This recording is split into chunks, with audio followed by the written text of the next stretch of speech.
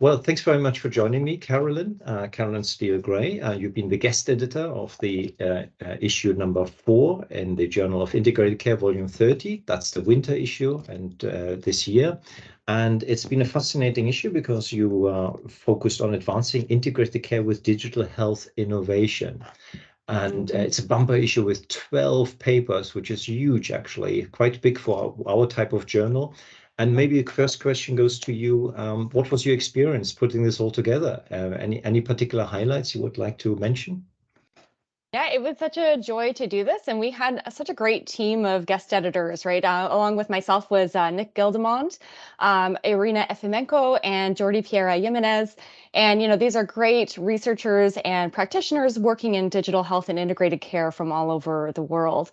And we had this great opportunity to go out to our networks and reach out and ask our community what they thought the most interesting questions and problems we had facing digital health and integrated care were. And what's really fascinating is they bucketed so nicely in 3 key areas we think are really important. One is in design and development. What are the challenges that we face when we think about that?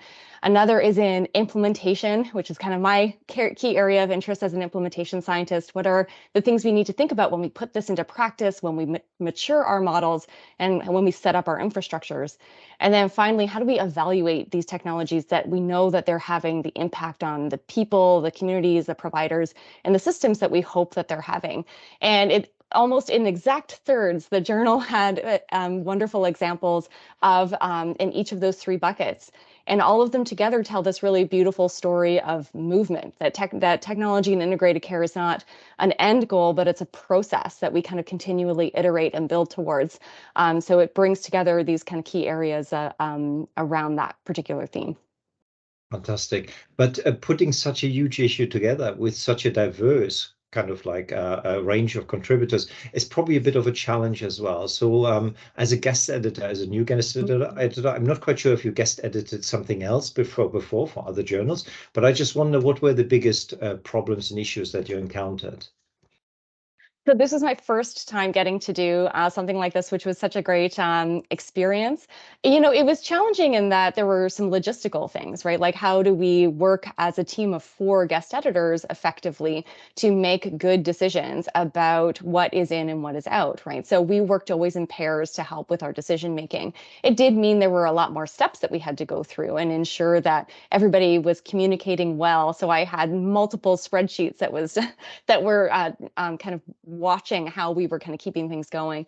And I think, the biggest challenge, and I think it's a challenge we're experiencing across journals right now, is really getting good reviewers who had the time and energy to kind of put into to doing the peer review for these particular papers. We did lean quite a bit on our networks and some really generous people with their time.